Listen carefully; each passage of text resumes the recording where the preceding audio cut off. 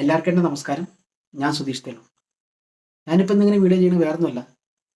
2 ആഴ്ച മുമ്പ് കർണാടക ഷിരൂരിൽ നടന്ന മണ്ണിടിച്ചിൽ.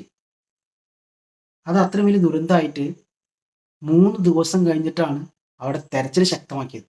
ഒന്ന് ആലോചിച്ച് നോക്ക് അവിടുത്തെ സർക്കാരിൻ്റെ അവസ്ഥ.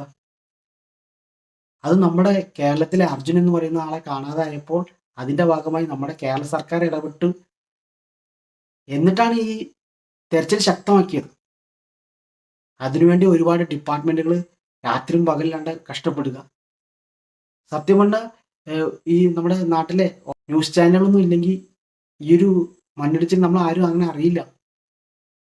എന്തായാലും ഷിരൂരിലെ ആഴ്ചകളോളം കഷ്ടപ്പെട്ട എല്ലാ ഡിപ്പാർട്ട്മെന്റിനും എൻ്റെ ഒരു ബിഗ് സല്യൂട്ട് ഞാൻ പറയുകയാണ്.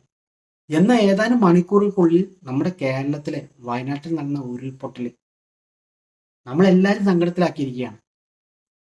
പക്ഷെ നമ്മുടെ സർക്കാർ ഉടനടി തന്നെ അവിടെ രക്ഷാപ്രവർത്തനങ്ങൾക്ക് മുൻകൈ എടുത്തു എന്നുള്ളതാണ്.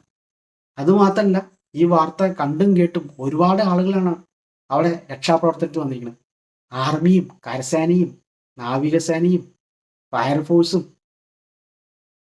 എല്ലാവരും നമ്മുടെ നാട്ടിൽ നമ്മുടെ കേരളത്തിലെ ഒരുപാട് യുവജന സംഘടനകൾ വരെ അവിടെ എത്തിയിരിക്കുകയാണ് അവിടുത്തെ രക്ഷാപ്രവർത്തനങ്ങൾക്ക് വേണ്ടി.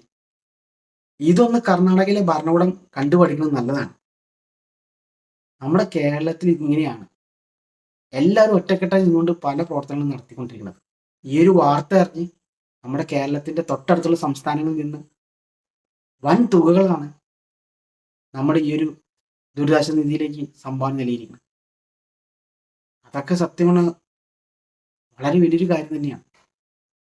ഈ ഒരു സങ്കടത്തിൽ കേരളത്തെ ചേർത്ത് പിടിക്കാൻ വന്ന തൊട്ടടുത്തുള്ള സംസ്ഥാനങ്ങൾക്ക് ഒരു ബിഗ് സല്യൂട്ട് പറയുകയാണ്. ഇപ്പോൾ ഈ ഒരു ഉരുൾപൊട്ടൽ ഒരുപാട് കുടുംബങ്ങളെ ഇപ്പോഴും കാണാതായിട്ടുണ്ട്. ഇപ്പൊ ഞാൻ നോക്കുമ്പോൾ 126 പേര് മരിച്ചിരിക്കുകയാണ്. ഇനി എത്ര പേര് അതിൽ പെട്ടിട്ടുണ്ടെന്ന് അറിയാൻ പാടില്ല. ഓരോരുത്തരും കാണാനില്ല, തെരച്ചിലാണ്. ഇപ്പൊ നല്ല മഴയാണ്, ഇനിയും 2-3 ദിവസങ്ങളിൽ നല്ല മഴ ഉണ്ടെന്നാണ് പറഞ്ഞത്. അപ്പൊ എല്ലാവരും വെള്ളം കയറാൻ സാധ്യതയുണ്ട്. അതുമാത്രമല്ല, ഡാമുകൾ നിറഞ്ഞു, ഡാമുകൾ തുറക്കും ചിലപ്പോൾ. അപ്പൊ ഇതെല്ലാം നമുക്കൊരു തന്നെയാണ്, എന്താ പറയുക.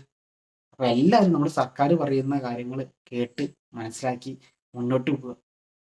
ഒരുപാട് ഒരുപാട് ആൾക്കാർ ദുരിതാശ്വാസ ക്യാമ്പുകളിലുണ്ട്.